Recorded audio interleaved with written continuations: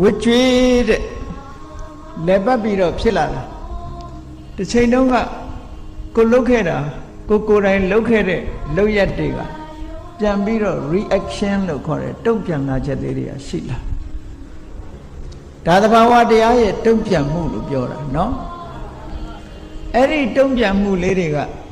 ဖျားပဲဖြစ်စေယဟန္တာပုဂ္ဂိုလ်တွေပဲဖြစ်စေမြေစုတဏ္ဍာပဲဖြစ်ဖြစ်ကံဓမ္မဝကြေးတွေကအကြောင်းညွှန်လာလို့ရှိရင်တုံ့ပြန်လာတတ်သေးတယ်တဲ့အဲ့ဒီဝဟာကိုလှုပ်ခဲ့တာဖြစ်သည့်အတွက်ကြောင့်ကိုကပြန်ပြီးပေးစားရလို့ကျွေးနဲ့အလားတရတူလို့ကံဓမ္မဝကျွေးလို့ပြောတာကျွေးဆိုတာမဆက်ဖဲနေလို့မရဘူးဆက်ရတယ်เนาะ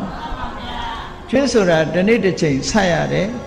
အဲ့ဒါကြောင့်လို့ဒီကံကြမ္မာဝကြွေးတွေကလည်းပဲပေးဆက်ကြရတယ်လို့အကယ်၍မပေးဆက်ရသေးလို့ရှိရင်ဒီကံရဲ့အရှိန်အဟုန်ကသူကကုန်ပြီးတော့မသွားသေးဘူးပေါ့အေးကိလေသာကုန်သွားရင်ကတော့သူကဘဝအကျိုးပေးเสียမရှိတော့သည့်အတွက်ကြောင့်အကျိုးတော့မပေးနိုင်တော့ဘဝတစ်ခုကိုအကျိုးမပေးနိုင်ဘူးသို့တော့ကံကိလေသာရဲ့အကျိုးဆက်ဖြစ်တဲ့ခန္ဓာကြီးရှိနေသေးရင်ကတော့ပေးဆက်ကြရသေးတယ်လို့ဒီလိုပြောတာနော်ကဲဘုန်းကြီးတို့ဘဝလည်းကိုယ့်ကိုယ်ပြန်ဆက်ပြီးတော့ချိပေါ့အသက်30အရွယ်ရှိတဲ့ပုဂ္ဂိုလ်ကလည်းဒီ30အတွင်းမှာဘာတွေဖြစ်ခဲ့တယ်လဲ40 50 60 80ရှိတဲ့ပုဂ္ဂိုလ်ကလည်းပဲကိုယ့်ဒီဘဝတွေအတွင်းမှာဘာတွေဖြစ်ခဲ့တယ်လဲပြန်ပြီးတော့ချိမဖြစ်ချင်တာတွေဖြစ်လာလို့ရှိရင်ကံကြမ္မာဝကြွေးနဲ့သက်ဆိုင်မှုရှိမရှိအတော်အသင့်ခံမှန်းလို့ရမယ်ပေါ့နော်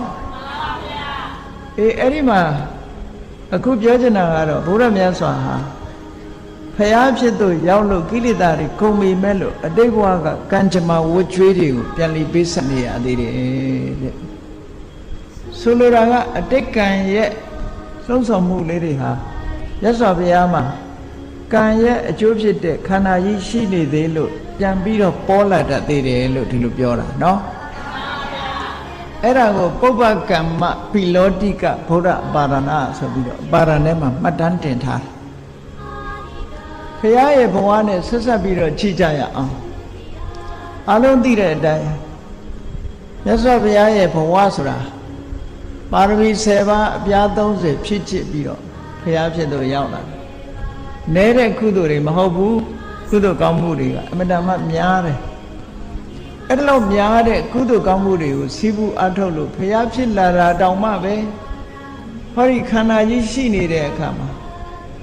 တစ်ချိန်တစ်ခါမှားခဲ့တဲ့အကုသိုလ်ကံကဝင်